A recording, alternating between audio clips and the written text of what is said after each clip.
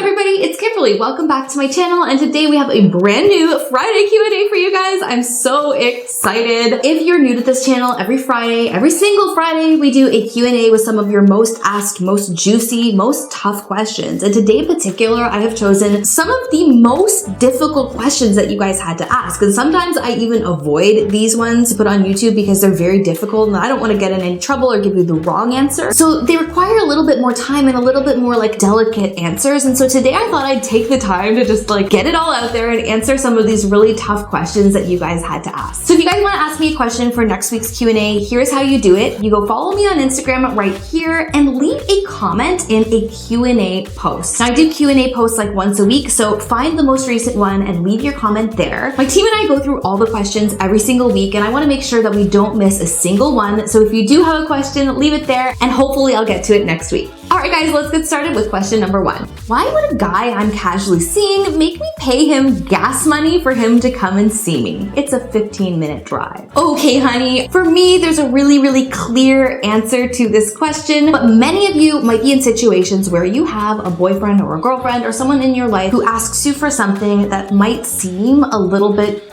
unreasonable.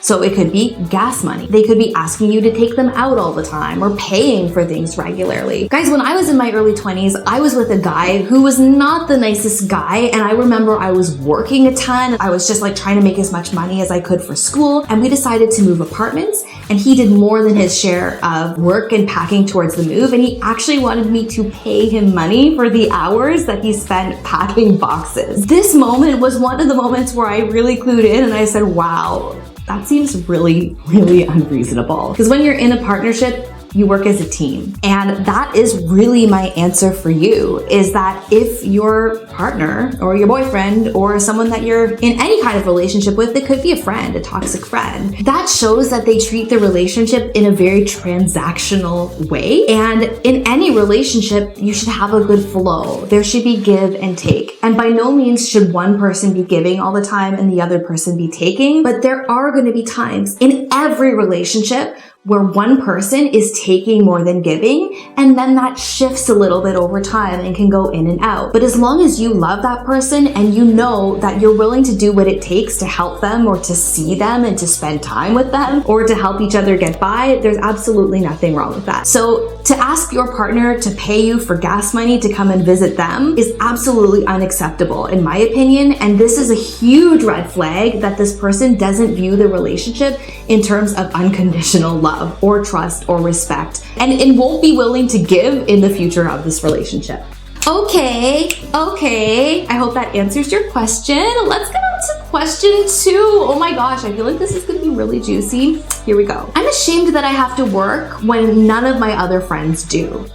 And another person asked, I'm ashamed of my work. How do I handle not wanting to tell people about it? Okay, so I'm guessing that you're in a situation where you're probably a teenager or in university and a lot of your friends just having to focus on their studies, probably because they have parents who are willing to support them, or willing and able to support them, whether that be to attend high school, to go to university, and they don't have to get jobs outside of school. Regardless or not of whether you have to work, I have a really strong opinion on the value that work actually brings to your life. I strongly believe that having a job, whether you have to have it or not, is a huge value add to your life. It can teach you so much about yourself, about the workforce, about work ethic, and about gaining grit, that I think that it's actually a huge advantage that you have the opportunity to work, regardless of whether or not this might feel shameful for you. My best advice is to actually think about why working feels shameful, or why the work you do feels shameful. Is it because you feel like maybe the job isn't as prestigious as the one you want to have one day? I remember when I was in university, I worked at a place called Club Denim, and one of the things that we did every Saturday night was we danced on the bar, literally like the girls in Coyote Ugly. Now, honestly, at the time, there was a small amount of shame that I felt, even though I absolutely loved my job and I absolutely loved dancing on that bar. It was super fun. For someone else looking in, they might say, oh, like I would never want to do that job. Like that's so shameful. Like what would those people do for money? You know, no matter what you do, there's going to be someone out there that doesn't agree with what you do or wouldn't do that certain thing themselves. And so I think it's important to ask yourself, like, why is this job shameful for me? Or why is it shameful for me to work in the first place? And then kind of let those thoughts go, because if it's because somebody else is thinking that about you, then it really doesn't matter. Whether your job is at McDonald's or Tim Hortons if you live in Canada, or any other place that helps people or serves customers, I think this just is a huge, amazing experience that can help you develop and learn how to run a business one day, be a manager, get experience for your career. I pretty much can't see what is bad about having a job, if you know what I mean. Like, there's nothing bad to be gained from having a job and learning from a job. So that's my advice to you. Hopefully that situation works out, and I can't wait to see what you're doing in the future in terms of your work. Question 3. If I'm sexually harassed by a guy who asks me out, what should I do? So this is obviously a very complicated question, and clearly in this one short question, I'm not hearing the entire context of the situation. So it's hard for me to give advice on exactly what to do, obviously. And you guys know that when I'm giving advice anyways, you know that it's very general advice. There's no right or wrong thing to do in any given situation. I can make you think about things in a different way that you probably haven't thought of before. And I can also make you think about what the right thing for you would be in that situation. So it sounds like somebody asked you out, but then also sexually harassed you? I can't even begin to imagine the situation that you were in, that these two things happened at the same time or near the same time. So I'm just gonna answer as best as I can. My stance on this is that if somebody does sexually harass you, there is absolutely no way that they are the material of someone that you should be going on a date with. Obviously, sexual harassment isn't just a red flag. That is the bad behavior. So it's not even like they're just demonstrating bad behavior that could lead to sexual harassment. They're already engaging in it. And if they're engaging in it when they've asked you out and they're not even on a date with you, or they're not even in a relationship with you, to me that spells all kinds of bad things for any potential relationship that you could be in with this person. Because as you guys know, people's behavior only gets worse over time when they get more comfortable and when their true self starts coming out. That's why it's really important to pay attention to red flags in any relationship. Like, how does this person behave when they become comfortable? And clearly, this person has already demonstrated something really bad right from the get-go. The way I would handle it is, if you had a date already set up, you may want to consider canceling the date and be like, to be honest with you, I didn't like the way that this was handled, and as a result, like, you know what, I think that, this is just not a fit for me. All right, my friends, I hope that helps, and let's move on to question number 4. How can you avoid making a relationship more serious than you want it to be? So I have some really strong opinions on this question. And the first thing I want to tell you guys is that you have a lot of control over how serious a relationship becomes. And sometimes we don't always feel like we have that control because we feel like the momentum is happening and that things just happen and we are losing control of the situation. But I want to stop and remind you guys that you have every ounce of control. In a relationship, you can only move as fast as the slowest person. So if that slowest person isn't ready, then that part of the relationship can't progress. And that's basically the period at the end of the sentence. There's really nothing else than that. It can't move faster than you want it or allow it to go. So when you're in a relationship like this that feels like it's moving too quickly, this is a really good time and it's a really good experience to exercise your own powers of boundary setting. And in life, you're gonna have to set boundaries in just about every situation, whether that's your work or your family life or your friendships. You're gonna enter into situations that feel like people are pushing your boundaries and that you have to not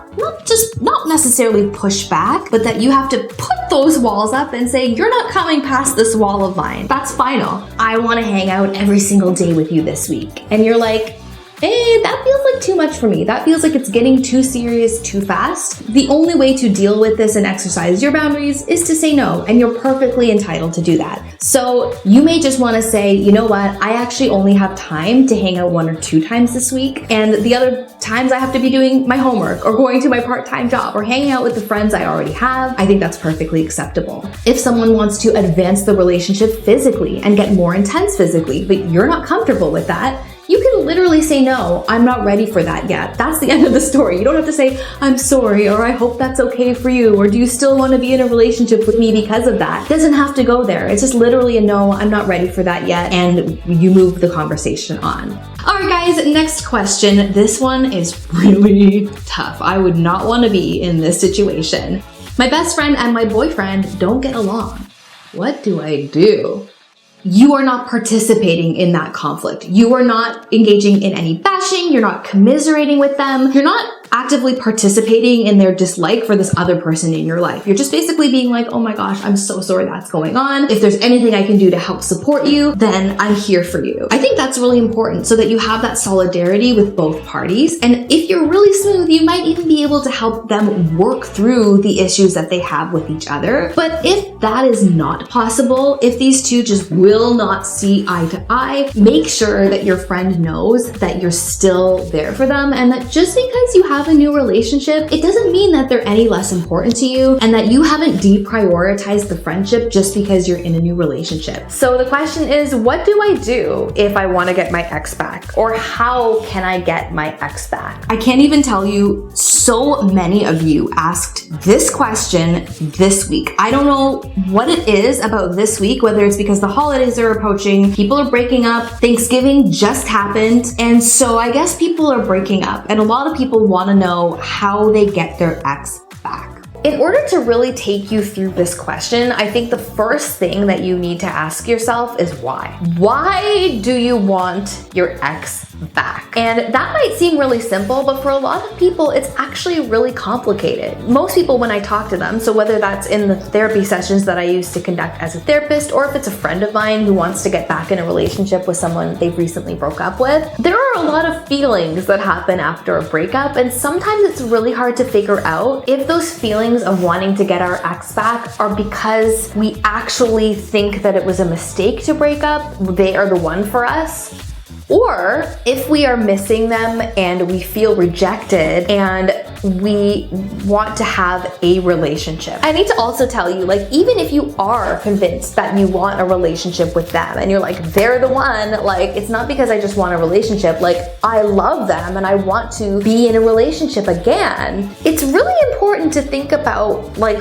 why, because if they weren't 100% sold on you and they obviously took the initiative to break up with you, if that's the way it happened, then why is it important to you to continue pursuing a relationship with them? When a relationship is weighted unevenly, with one person's more invested than the other, it's almost always a very dissatisfying relationship. So why are you pursuing this person? Like, what is it in you? Is it because you think that when you get back with them, things are going to be different? Or you imagine the relationship in more of a fantasy way as opposed to representative of how the person really is, the reality of who they are? Why is it that getting back together is so important to you? This is the first question that you really need to think about. In 99% of the cases that I have seen, it's you.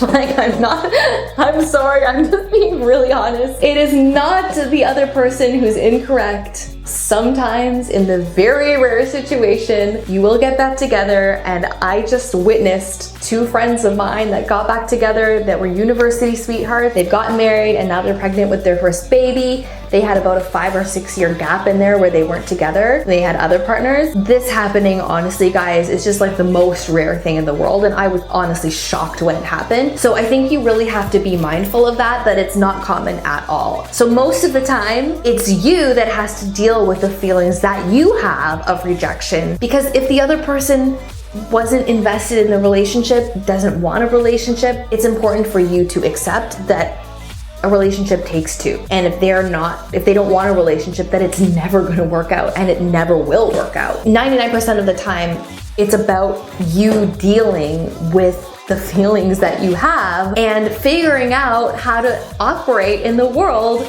knowing that you're not going to be with this person. Now, if we're talking about that 1% of cases where you truly think that this person has made a mistake and that you are the love of their life, but they just somehow can't see it yet, how do you get them back? Honestly, you may not like this answer. You are not going to get them back by actively pursuing them, because they are going to have their walls up, they're going to be resistant, and they're going to want nothing to do with it. Because guys, tell me what happens when you break up with someone and you're sure and you're like, I'm breaking up with you. What is the first thing that they do? No, like, I'll change, I'll be better, like we were meant to be together. They're going to fight and they're going to plead and they're going to try to save that relationship at all costs. And maybe that's what you did when this relationship ended. You can't approach it from a position of pleading with them because they already know that that's what you might do, and they're feeling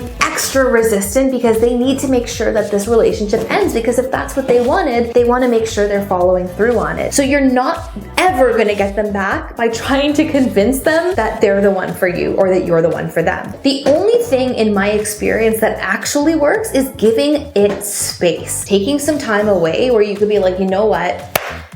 I'm sorry you're feeling that way. You know what? I really do think that this is a mistake and that we are meant to be together. But if time and space is what you need, I think that you're gonna make that realization sooner rather than later. But you know what? I need to give you space, and I have lots of other people potentially pursuing me. I'm gonna go pursue those options. What you're telling them when you do this is that you have lots of options available, that you're not desperate for them, and that you want to have a relationship with someone who actually cares about you and wants a relationship with you too, but you're not going to settle for anything less than that. So giving them the time and space and making yourself seem desired is truly the best way to get someone back if they're even slightly on the fence about getting back with you. It doesn't hurt if they see you out in public with someone else. It doesn't hurt if you live a life that you love and they just happen to see you doing that and they're inspired by your passion.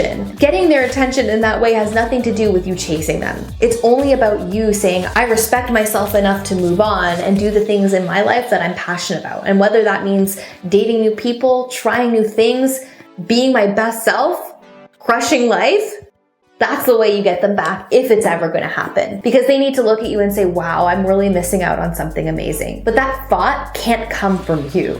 It has to come from within them, or it has to be suggested by someone else in their life. I really hope that answer is helpful for you. I'm really sorry that you're going through the process of possibly being heartbroken. I want to do a video on my channel sometime soon about how to deal with a serious breakup. If you want that video, please let me know, because I think this is a topic that hasn't been addressed enough on YouTube and that needs to be addressed. And if I do that as a video, I'm going to put it on the main channel. So just letting you know I'm thinking about that, and if you do want that, please let me know in the comments.